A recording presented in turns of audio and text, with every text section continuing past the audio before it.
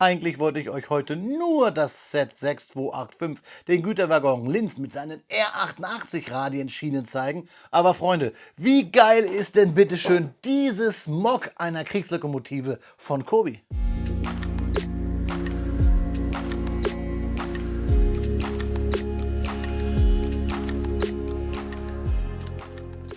Willkommen in der Nordenklötzchenscheune. Mein Name ist Blockstar und Freunde, heute habe ich richtig Bock auf das Review. Ich habe hier ein cooles Mok der Baureihe 52 Kriegslokomotive von Kobi auf dem Bautisch stehen. Danke an die Putzhilfe. Wir schauen uns später genauer an. Wir haben nämlich hier einen Dreifarbtarn. Aber Freunde, wie versprochen, komplettieren wir hier unsere Trains-Reihe mit Schienen im Radius R88 und unseren Güterwaggon Typ Linz, das Set 6285. Freunde, ich hoffe, ihr habt eine Fahrkarte. Kommt mit mir auf den Bautisch, dann schauen wir uns das Set und das Mok genauer an.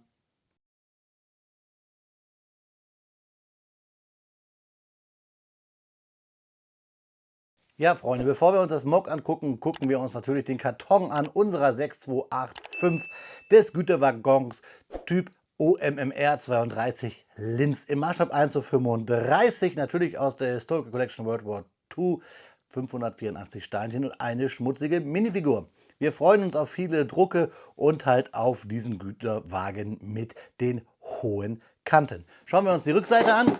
Da sehen wir die heiß erwarteten R88 Schienen. Wir sehen, das ganze Teil wird 42 cm lang und 6,6 cm hoch. Wir können es natürlich hier mit den anderen Waggons von Kobi andocken und wir haben hier ein originales Foto und Fakten bekommt ihr von mir eh gleich. Aber wisst ihr, was der wichtigste Fakt ist? Oder der wichtigste Fakt vielmehr, das, was sich im Karton verbirgt. Und das schauen wir uns jetzt an. Ja, Freunde, da haben wir das Set auf dem Bautisch liegen. Wir haben eine Tüte 1, eine Tüte 2, beziehungsweise umgekehrt. Und wir haben hier 3 Gleise, nein, 2 Gleise, ich sehe es gerade, 2 Gleise hier im Radius R88 und ein bekanntes gerades Stück der Gleise von Kobi. Viele mögen sie nicht, ich finde sie eigentlich ganz cool. Vor allen Dingen farblich passt es eigentlich ganz cool zu den Anspruch, den Kobi hat im Maßstab 1:35. Wir haben hier eine Tüte 2, die nicht ganz so voll ist, eine Tüte 1, die relativ voll ist und wir haben hier unsere Anleitung, Klammer gebunden, DIN A4 und natürlich wie immer alles gedruckt und vor allen Dingen auch in der EU und auch hergestellt in der EU. Ab 9 Jahren ist die Altersempfehlung. Ich packe die Tüten mal kurz zur Seite und auch die Gleise, dann schauen wir uns die Anleitung genauer an. Wir fangen an mit der Bautüte 1. Reißen die auf, machen Häufchen, packen es in Schälchen oder wie auch immer, stapeln es, bauen Pyramiden, wie auch immer. Der erste Schritt bei einer Kobi-Anleitung ist immer farblich, der zweite logischerweise auch, aber der erste davor ist dann ausgegraut. In diesem Rechteck mit abgerundeten Kanten sehen wir die Steine, die wir brauchen. Pfeile weisen uns den Weg. Wir haben kleine Anleghilfen, Legenden. Hier sehen wir ein Flatteil im Maß 1:3 und 1:4 können wir hier anlegen. Und da Kobi keine Seitenzahlen hat, messen wir das hier nur in Bauschritte. Und wir sehen, dass wir mit dem Bauschritt 115 fertig sind, wobei das die Gleise sind. Also 114 ist unser Waggon, unser Güterwaggon fertig. Die letzten Seiten enthalten dann immer hier sogar breit gedruckt, ganz komisch, die Teile, die dieses Set enthält. Sollte euch ein Steinchen fehlen, könnt ihr es da reklamieren und wir haben auch hier die Anleitung für den Zusammenbau unserer Minifigur. Hier haben wir Werbung.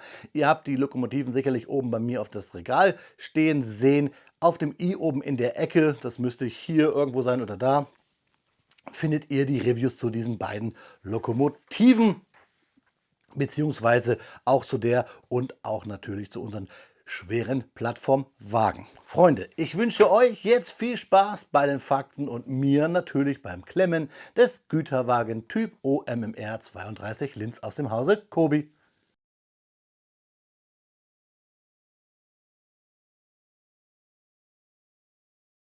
Speedbit-Zeit ist Faktenzeit und natürlich sprechen wir heute über den offenen Güterwagen OMMR 32 Typ Linz. Aber ein kleiner Disclaimer, Freunde, ich habe mir dieses ganze Wissen, was ich euch jetzt hier gleich vortragen werde, mit bestem Gewissen und ohne Gewähr zusammengesucht aus Büchern und natürlich aus dem Internet. Ich habe sogar einige Fachleute gefragt, gibt ja viele Foren und Gruppen, wo man mal nachfragen kann. Aber ich weiß, es gibt noch viel mehr Spezialisten und Experten da draußen. Wenn ich also etwas falsch betont habe oder etwas verwechselt habe oder vielleicht eine falsche Quelle genutzt habe, schreibt mir das bitte nachsichtig unten in die Kommentare. Der offene Güterwagen OMMR 32 Typ Linz ist ein historischer Eisenbahnwagen, der eine wichtige Rolle im Güterverkehr auf der Schiene gespielt hat.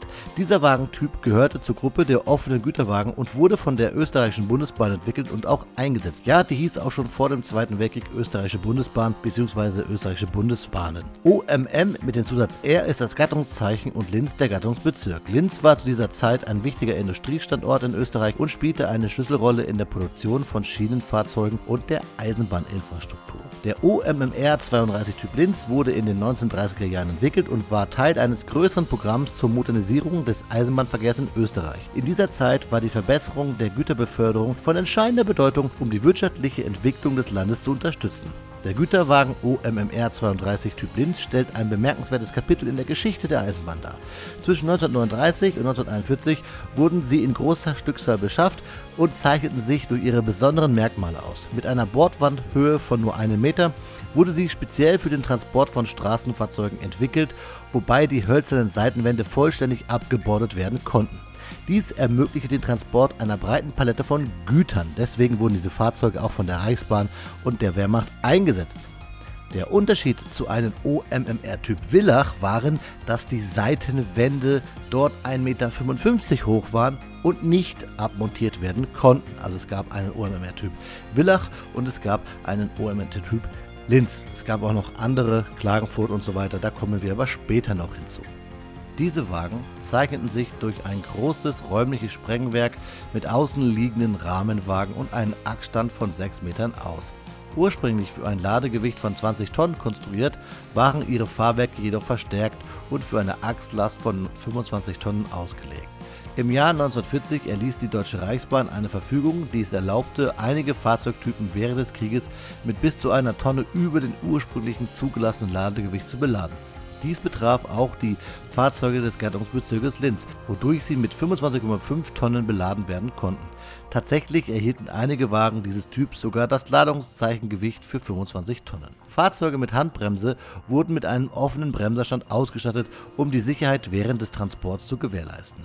Im Jahr 1959 verzeichnete die Bahn immer noch einen beachtlichen Bestand von 24.735 OMMR 32 Güterwagen. Die letzten Exemplare wurden erst im Jahr 1977 ausgemustert. Insgesamt wurden in den 4 verschiedenen Bauformen Linz, Villach, Klagenfurt und Graz ca. 73.850 Stück produziert.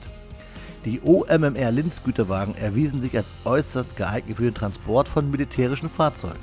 Hierfür waren spezielle Vorrichtungen namens Panzerhaken vorhanden, zusätzlich zu einem verstärkten Boden. Die Bühnengeländer der Wagen mit Handbremse waren abklappbar oder absenkbar gestaltet, um das problemlose Be- und Entladen sowie das Überfahren der Wagen zu ermöglichen. Im Gegensatz dazu waren die Wagen des Gattungsbezirks Villach hauptsächlich für Massenschuttgüter vorgesehen und aufgrund ihrer festen Wände ungeeignet für den Transport von Militärfahrzeugen. Dies führte dazu, dass sie in ihrer Gattungsbezeichnung das Nebengattungszeichen trugen. Güterwagen mit Handbremse waren außerdem mit einem traditionellen Bremsehaus ausgestattet. Diese Güterwagen erwiesen sich, wie schon aus meinen Ausführungen ersichtlich, als äußerst vielseitig und wurden zu wahren Universaltransportmitteln der Deutschen Bundesbahn, der Österreichischen Bundesbahn und auch der Deutschen Reichsbahn in der DDR. Ihre Fähigkeit, eine breite Palette von Güterladungen zu befördern, trug zur Effizienz des Schienenverkehrs bei. Sie transportierten nicht nur landwirtschaftliche Nutzfahrzeuge, sondern auch Kohle, Holz, landwirtschaftliche Erzeugnisse, Baumaterialien und vieles mehr. Insgesamt spielte der OMMR 32 Typ Linz eine entscheidende Rolle im Güterverkehr auf der Schiene und trug maßgeblich zur wirtschaftlichen Entwicklung bei. Seine technischen Eigenschaften und seine Flexibilität machten ihn zu einem unverzichtbaren Bestandteil des Schienentransportsystems seiner Zeit. Das waren ein paar Fakten zusammengestellt über das historische Vorbild. Ergänzungen dürft ihr mir gerne unten in die Kommentare schreiben. Jetzt schauen wir uns aber das Review des Kobiset 6285 sowie natürlich die coole Kriegslok hier gemockt im Tarn von der lieben Putzhilfe an. Viel Spaß dabei, liebe Freunde. Nach 1 Stunde und 40 Minuten steht er da, unser Güterwagen Typ OMMR 32 Linz aus dem Hause Kobi, die 6285. 1 Stunde 40 Minuten, ja, wir haben hier doch viel Kleinteile, gerade hier im Fahrgestell zu verbauen. Deswegen dauert das ein bisschen und auch diese quere Bauseite hier, die Baurichtung, die Bauart des Unterbodens, das schluckt ein bisschen Zeit. Es ist auf den ersten Blick auch ziemlich langweilig, weil man baut ja hier viel schwarz. Also ihr seht es hier, man baut viel Linien hoch und runter, hoch und runter. Aber Freunde, glaubt mir, das hat richtig Spaß gemacht. Es hat richtig Spaß gemacht, dieses Fahrzeug zu bauen, bis man dann hier diesen Unterboden hat. Und da sieht man auch die vielen verschiedenen, ja, Lines, die wir bauen, aber wieder in typisch Kobi quer gebaut und dann mit Noppen bzw. auf der Seite liegend und mal schmal, mal ganz, mal so halb hoch, viel Brackets drinne. Also der Bau hat mir wirklich 1 Stunde und 14 Minuten richtig Spaß gemacht. Was mir nicht Spaß gemacht hat, ist, dass die Anleitung hier kaputt ist. Ja, da ist Kobi immer so ein bisschen schlampert, wenn sie die reinpacken. Die sind immer verknickt ein bisschen oder kaputt hier. Ja, also 1 Stunde 40 Minuten Bauspaß zu einem tollen Gefährt, was nur eine Schwäche hat. Ich finde, es rollt nicht so gut. Es schleift mehr, zeige ich euch aber gleich. Fangen wir mal an, was wir hier beim Set natürlich haben. Ich fahre mal kurz den Wagen zur Seite. Wir haben natürlich hier eine Gerade und wir haben hier 2 der Kurven im Radius R88. Ich habe das hier so aufgebaut, weil ich euch gleich noch was zeigen will. Die ganz normalen Schienen, für alle, die jetzt hier mal neu sind, sind kompatibel zu den herkömmlichen Schienen von zum Beispiel Lego oder Moltking oder wer noch so Schienensysteme anbietet. Also die sind total identisch, außer dass sie halt nur einen Steg hier haben, eine Noppe breit. Nicht 2, wie das bei den anderen Herstellern ist. Mir gefallen sie ganz gut, gerade diese Holzmaserung, und auch bei dem Kurvenstück ist es ganz genauso. Aber ihr bekommt das gleich nochmal bei den Detailbildern. Ja, das ganze Ding ist 30,2 cm lang.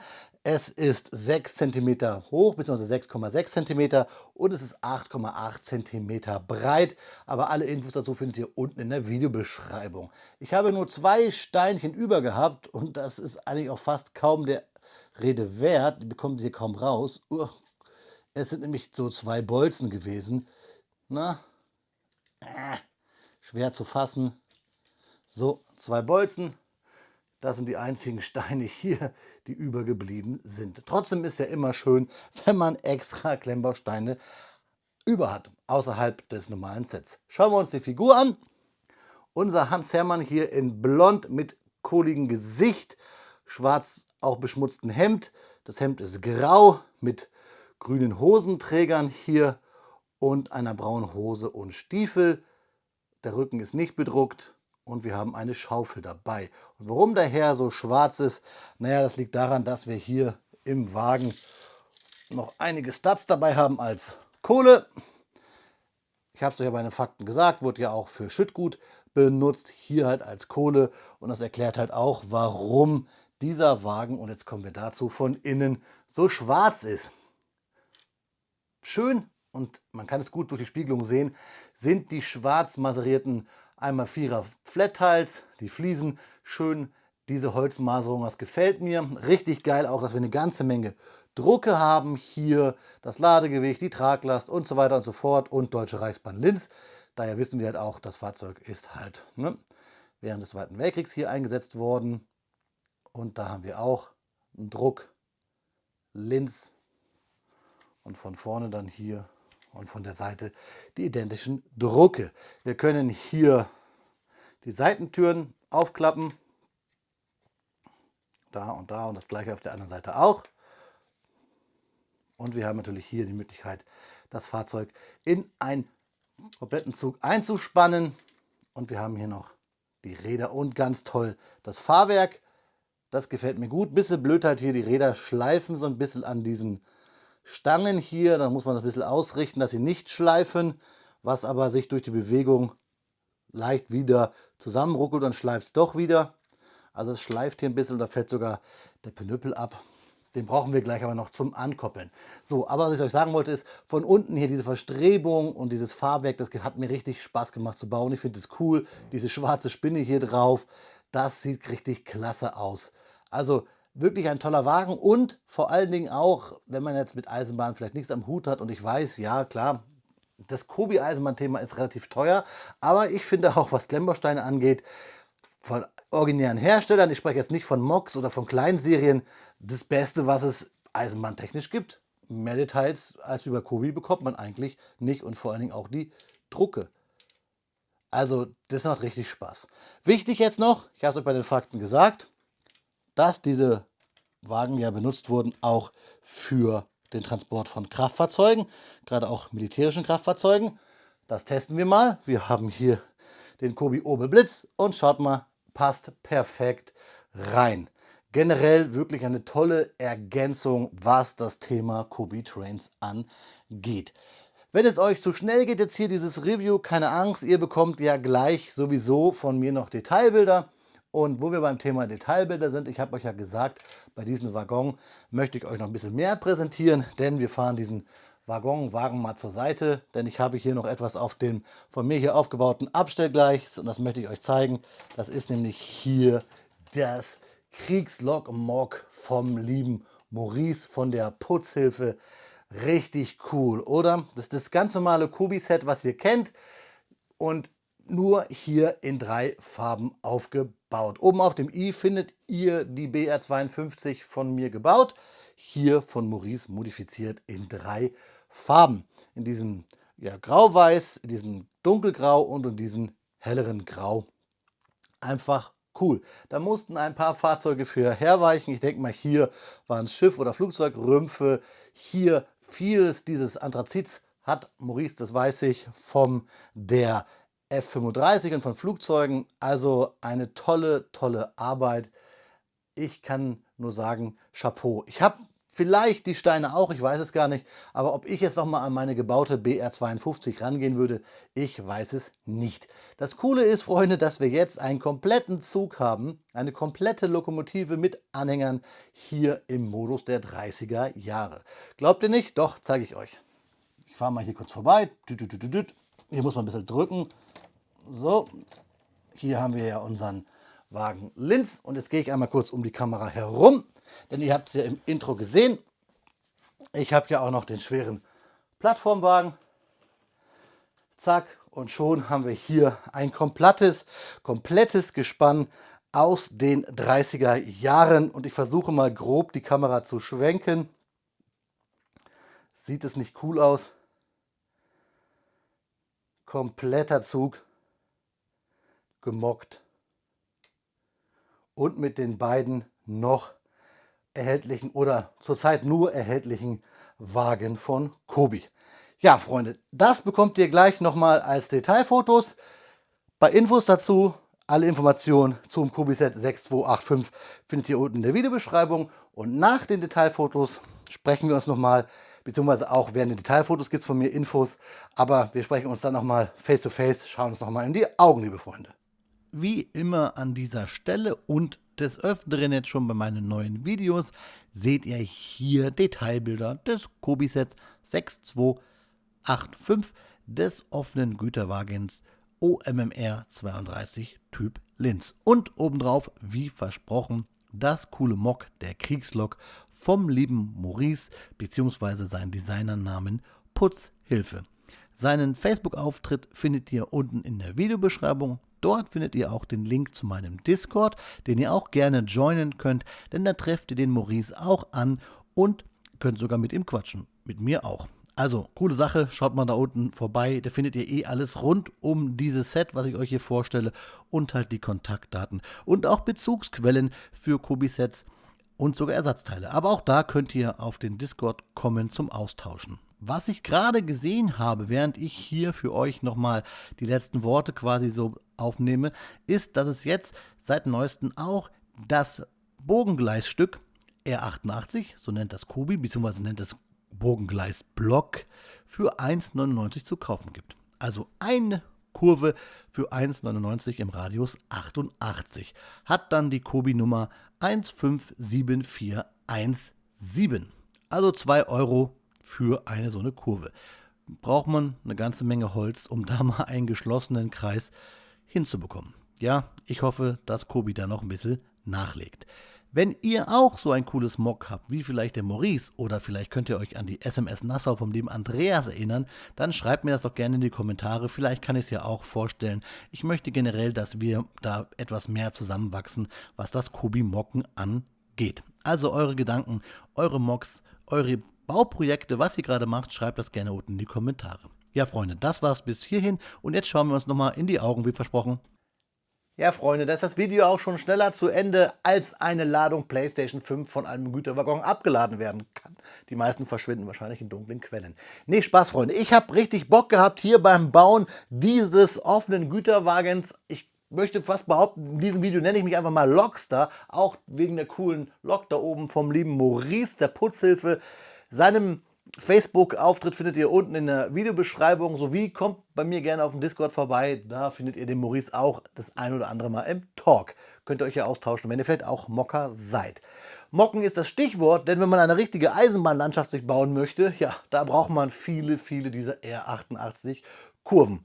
Cool, dass diese mit diesem Set hier in das Kobi Trains Gebiet hier Einzug gehalten haben, aber ich würde mir wünschen, wenn Kobi einen Expansion Pack, ein Schienenpack, Weichen, vielleicht extra Eisenbahner, Minifiguren rausbringen würde. Und ich wette, das würdet ihr da draußen auch feiern. Schreibt mir das mal gerne in die Kommentare. Und wenn ihr schon dabei seid und mir einen Daumen hoch gebt, da würde ich mich drüber freuen. Schreibt doch mal rein, der vierte Daumen hoch ihr seid. Ja, Freunde, ich werde diesen Wagen jetzt zu den anderen packen. Mal gucken, dass ich mir noch einen bestelle und den ein bisschen umbaue, denn es gab hier viele coole verschiedene Einsatzmöglichkeiten. Ich habe es euch versucht, so ein bisschen bei den Fakten zu erzählen. Und wie immer, wenn es um ein Fahrzeug geht, ich nenne es einfach mal Fahrzeug, sage ich, gute Fahrt, auf Wiederbauen, euer Freund der Blockstar.